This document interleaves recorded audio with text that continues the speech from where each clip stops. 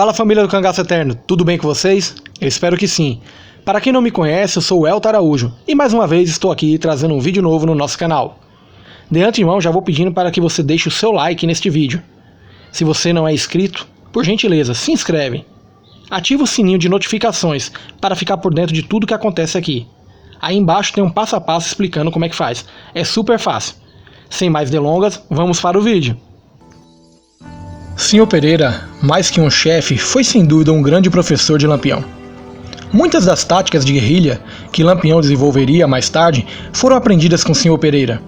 Mas Lampião não aprendeu com Sr. Pereira apenas a arte da guerrilha. Aprendeu, sobretudo, comportar-se diplomaticamente com as pessoas importantes, tornando-as suas aliadas. Afinal de contas, Sebastião Pereira pertencia a uma das famílias mais importantes do Vale do Pajeú. Ele apresentou Lampião a seus parentes, amigos e protetores. A amizade dessas pessoas seria de grande valia no futuro. E, sobretudo, Lampião aprendeu com o Sr. Pereira que as autoridades e a polícia, nem sempre ou necessariamente, seriam suas inimigas, podendo fazer-lhes certos favores, por medo, convivência ou suborno. O convívio com o mestre durou pouco mais de um ano, de junho de 1921 até agosto de 1922. Porém, como chefe efetivo do bando, a atuação de Sr. Pereira deve ter cessado por volta de abril ou maio de 1922. No assalto à cidade de Água Branca, ocorrido em 26 de junho, Sr. Pereira não estava chefiando o bando. Quem comandou o ataque foi Lampião. Sr. Pereira já era uma espécie de chefe simbólico. Com efeito, na tarde do dia 4 de junho, na Fazenda Feijão, ao norte de Belmonte, Sr. Pereira havia entregado a chefia do bando a Virgulino Ferreira, embora recomendando que, por enquanto, não anunciasse a transmissão do comando. Seu afastamento decorria de dois motivos. O primeiro seria por problemas de saúde, pois alegava sofrer de reumatismo, havendo ocasiões em que tinha dificuldades até para caminhar. Mas é provável que essa história de reumatismo seja uma desculpa esfarrapada, para não revelar o verdadeiro motivo, que era uma ordem política. Pois o coronel Antônio Pereira, filho do barão do Pajeú, e Né da Carnaúba, homens fortes dos Pereiras na política regional, estavam sendo pressionados pelas autoridades para pôr fim à guerra com os Carvalho. O novo juiz de direito de Vila Bela, Dr. Augusto Santa Cruz de Oliveira, era um homem estranho, inclusive já tinha sido cangaceiro. Ele era natural de Alagoa do Monteiro, atual Monteiro, na Paraíba, onde possuía a imensa fazenda Areal. Por isso ficou conhecido como Doutor Senhorzinho do Areal, o cangaceiro doutor.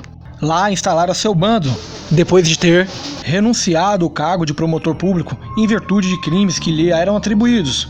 Isso tinha sido em 1911, aquela época na campanha de eleição de Emídio Dantas Barreto para governador de Pernambuco.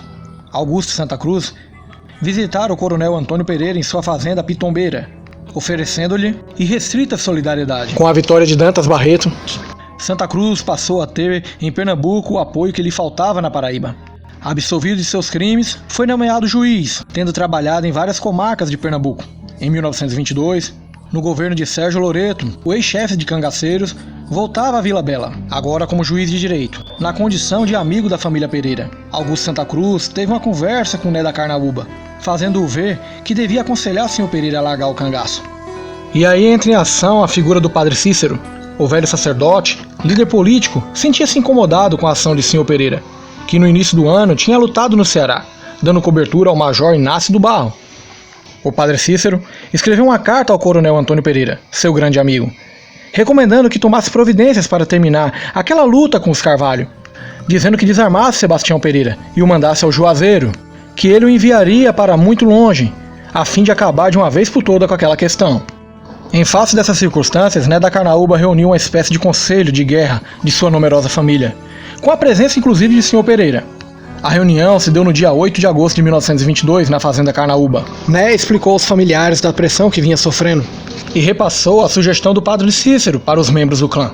O padre, que já havia tentado ajudar uma vez a Sr. Pereira deixar o cangaço, estava disposto a ajudar novamente, e dessa vez eles estavam confiantes que tudo daria certo. O resumo da reunião foi a seguinte: a família chegou a um consenso que Sr. Pereira teria que ir embora, e ele concordou. Porém, ele afirmou que Lampião ficaria em seu lugar. E assim se dava o fim à trajetória de Sr. Pereira no mundo do cangaço. Antes de partir, Sr. Pereira passou algumas instruções a Virgulino, e uma delas era vingar um parente seu. Esse parente era Ioiô Morato.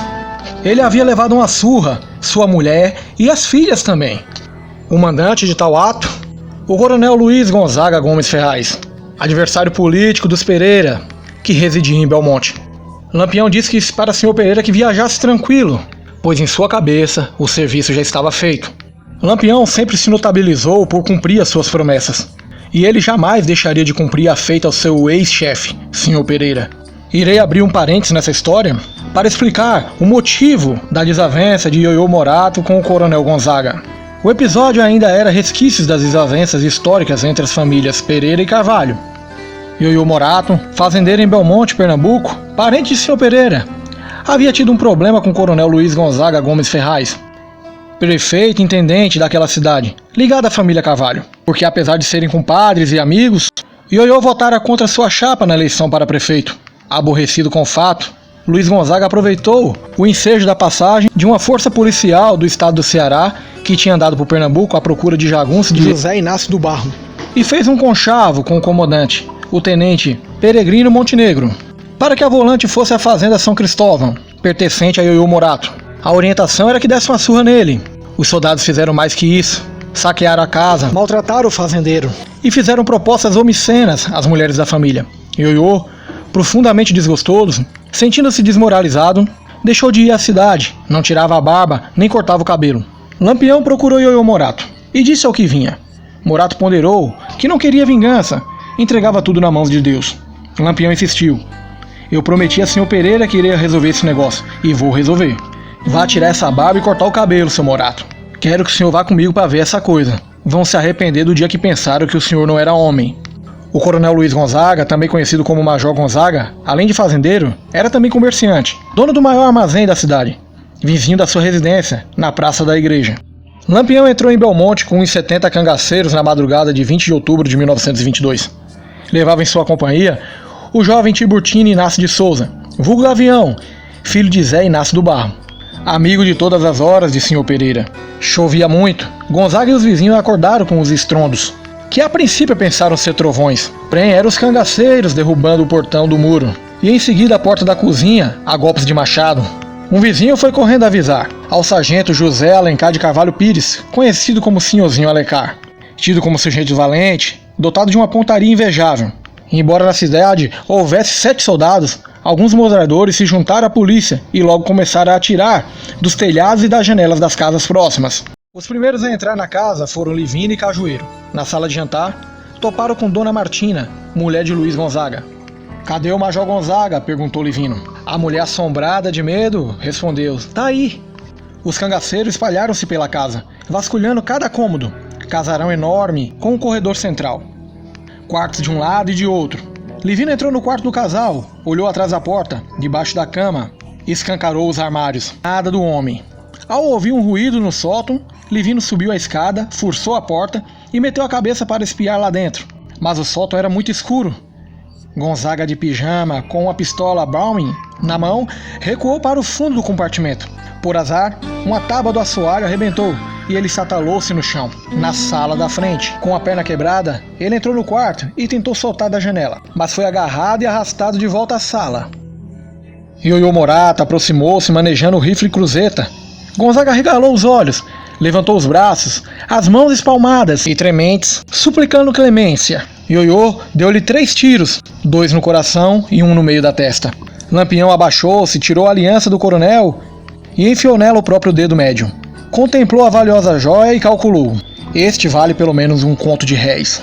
Jogou em cima do corpo roupas e lençóis e tocou fogo. Dona Martina despejou um balde d'água sobre o corpo, debelando as chamas, de modo que o morto ficou apenas chamuscado. Um cangaceiro chamado Vareda ia arrastando Abigail, Biga, filha de Gonzaga, para um quarto, mas foi impedido por Cajueiro, que disse: você não vai fazer isso, Vareda, só se me matar primeiro. Depois disso, Dona Martina e a filha foram postas na despensa, e o cangaceiro Fiapo foi encarregado de protegê-las até o momento da retirada. Enquanto isso, os outros cangaceiros arrombaram também o armazém de Gonzaga e iniciaram o saque. O cangaceiro Terto Barbosa apoderou-se de um rifle do coronel Gonzaga, novinho em folha. O bando teve dificuldade de sair da cidade, pois o sargento Senhorzinho de Alencar, contando com o apoio dos partidários do prefeito, pôs atiradores em pontos estratégicos. bloqueando todas as ruas que davam para a casa de Gonzaga. Para escapar, os invasores tiveram de abrir o caminho à bala.